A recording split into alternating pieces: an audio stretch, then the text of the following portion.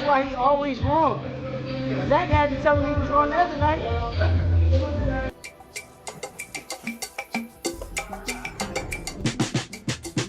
Like that. Worldwide, takeover, Times Square, takeover, the takeover, New York takeover. Man, you just put anything with takeover. See, man, we're doing great. Getting ready for this fight on May 2nd, and I can't wait, man. It's been a long time due, and we're gonna show up and show the world what we made of. Yeah, this is my favorite type of workout. Part of training. Why is that? Fundamentals. Bring back the basics. Basics are everything. Alignment with the feet and the hands. Position.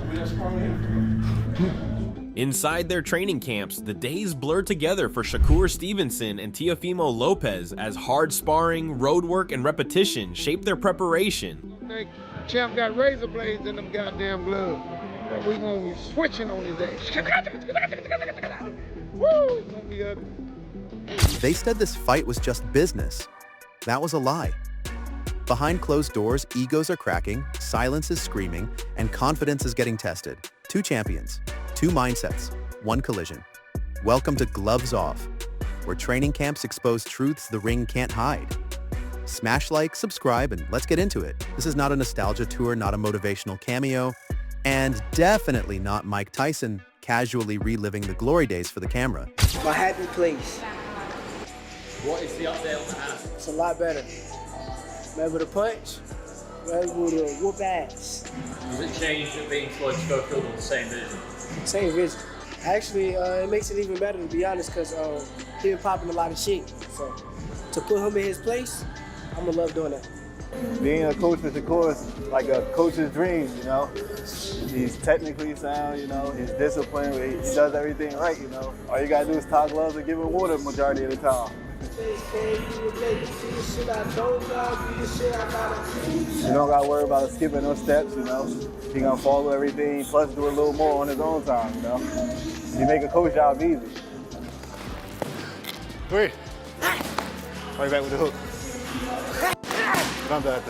Between rounds, Stevenson listens more than he speaks, absorbing feedback before stepping back into the fire. Terrence Crawford is reportedly training with Shakur Stevenson ahead of his fight against Teofimo Lopez, praising Stevenson's exceptional abilities. Working with Terrence Bud Crawford, definitely a hell of an experience. You get that type of knowledge, that type of IQ. I look up to Bud a lot. Honestly, he one of the realest dudes that I done met. He's still a normal person in his head. Like, he don't believe that he's above everyone else. And that's how I feel about myself. You seen me around a lot. Oh, no. Don't act like you ain't seen me around them days. He said that I do. Bud, come on.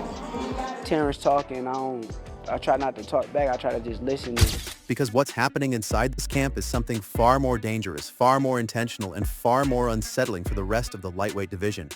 As Iron Mike isn't here to talk, he's here to rewire, to strip Teofimo Lopez down to instinct and rebuild him into something compact, violent, elusive, and uncomfortable to deal with. And the weapon of choice is the Peekaboo style, a system built not on beauty or applause, but on pressure, head movement, tight guards, and explosive boxing every day. I think when he got around 2 years old, he just sat up and just started punching right in front of the TV. And I was like, oh, you like that? And I think pretty much everything else is history.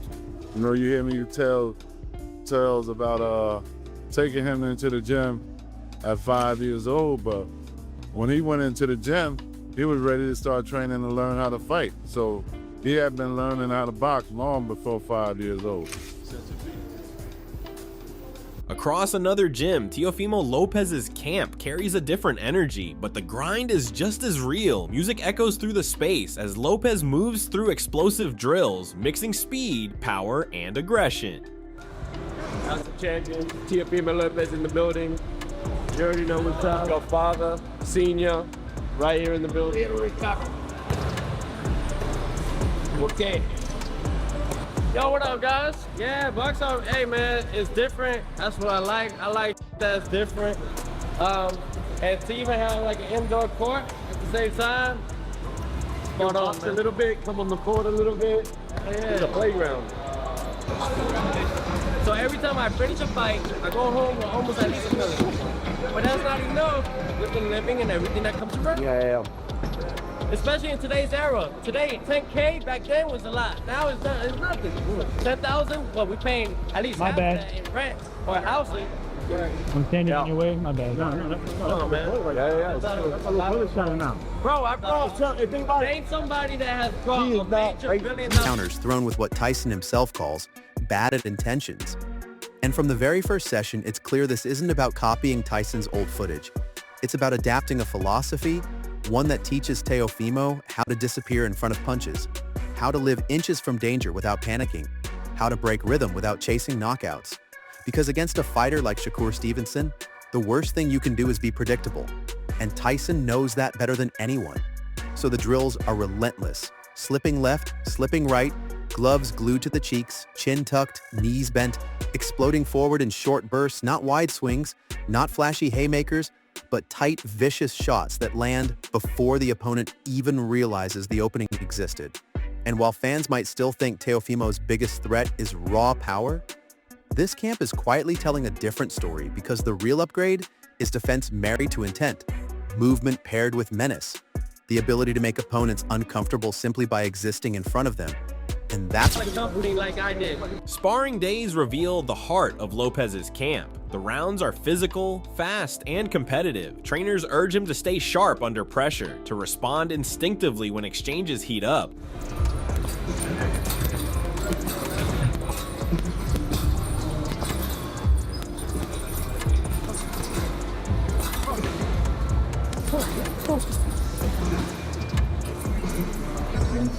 Yo, we're about to do some light work with Teofimo Lopez, 10-time world champion.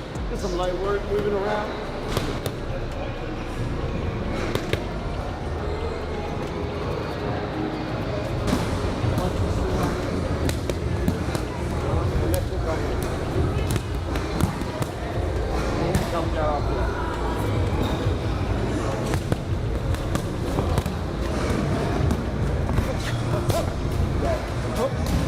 Three slips.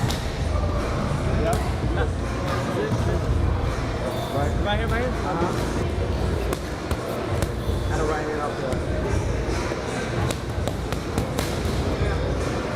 Right left right. 1, 2. Double jab right. Where the mental work comes in, because Tyson isn't just correcting form, he's attacking mindset, drilling into Teofimo the idea that you don't wait for control. You take it, you impose your will, you break rhythm, you make the other man second guess every clean plan he walked in with. And that philosophy is showing up everywhere in this camp. From the way Teofimo moves between rounds to the way he refuses to rush exchanges, even when his instincts scream for violence. Because this version of Teofimo is learning patience without losing edge, learning how to stalk without lunging, learning how to stay calm when nothing lands clean early. And that's a terrifying thought when you remember how explosive he already is, because now the intensity is structured, the chaos is controlled, the fire is contained. And every session reflects that shift. Brutal pace, sharp focus, zero wasted motion, small tactical adjustments stacked on top of each other until the fighter you thought you knew starts to look different. Lighter on his feet, sharper in his reactions, more disciplined in his choices, because the goal here isn't to reinvent Teofimo overnight. So far, he's an entertaining cat. Like, everything is fun. It's a fun day every day, but it's serious when he's sparring. He gets down to nitty-gritty, does his thing, just embarrasses a lot of the sparring partners. And again, I tell him, have fun in there. Like, just make boxing great again, make boxing fun again. Oh, it is a little one. Man, I've been working my ass off so much. His opponent is undefeated. He's a frigidity boxer. He jumps in, jumps out. But there's one thing we see that he don't do, and we'll tell you when we do it to him. I can't tell you now, but I'm gonna tell you later. Take over sports, coming soon. Yeah, baby, all day.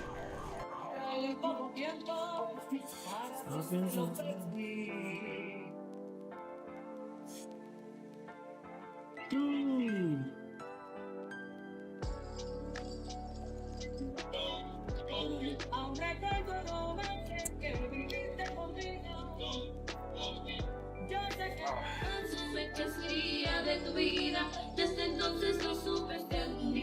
underwear.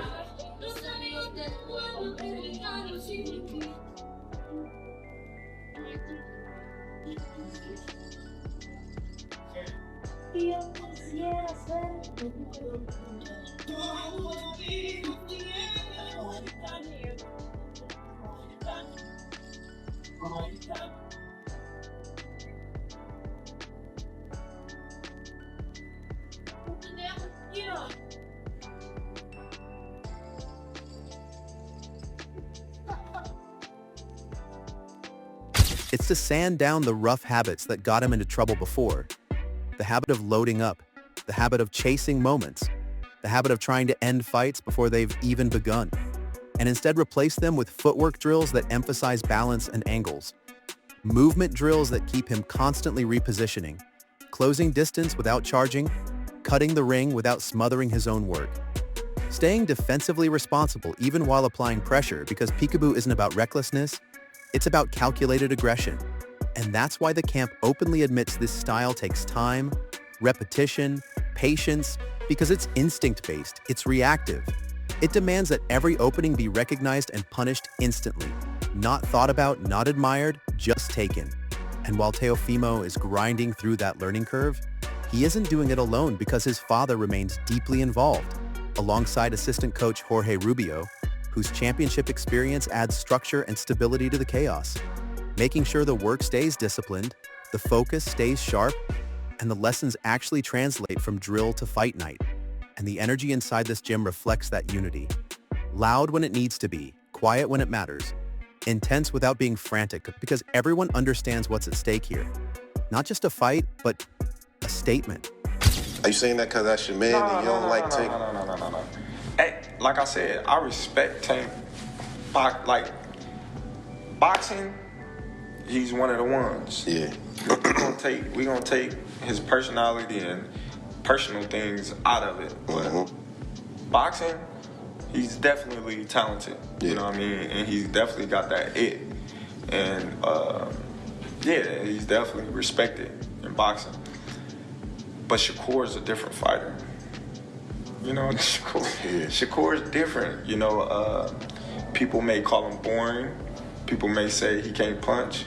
But they say the same thing about Floyd.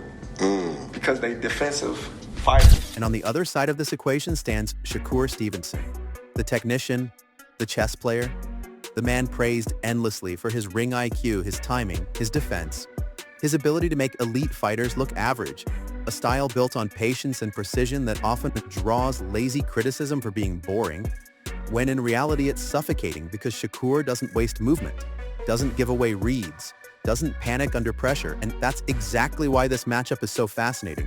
He's avoiding this guy, he's avoiding that guy. You can't take those shots at these two guys. Definitely can't now. They are stepping up, and they are taking fights that a lot of people are probably surprised they took. Now, a lot of people will say style-wise, Teddy, style-wise, is this gonna be a great fight? I don't know if it will. I mean, style-wise, I could see you having a little reservations, you know, whether or not these guys will make for dynamite, they will make, you know, for electricity. I don't know if they will, but I tell you what they will make for. Two skillful fighters, two talented fighters, you know, two fighters that are at a high skill level that will compete in the sweet science. I mean, Shakur showed aggression in his last fight against Cepeda, you know, being elusive while being aggressive. You know, walking them down, fighting on the inside, you know, boxing well, still being able to counter, still being able to control space, but also be able to go into tight quarters and not be afraid to show that he's good on the inside too, that he can make you miss and make you pay outside and inside. Shakur showed that. That was great. That was great, and people applaud him. I applaud him. We were sitting there, ringside. I was sitting there actually with your sister, ringside, watching that fight.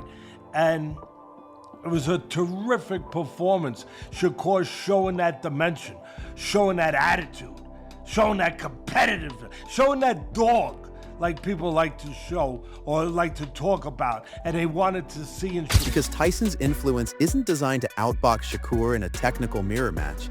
It's designed to disrupt him, to break patterns, to make him uncomfortable in ways he doesn't usually experience, to force him to process movement, pressure, and intent simultaneously.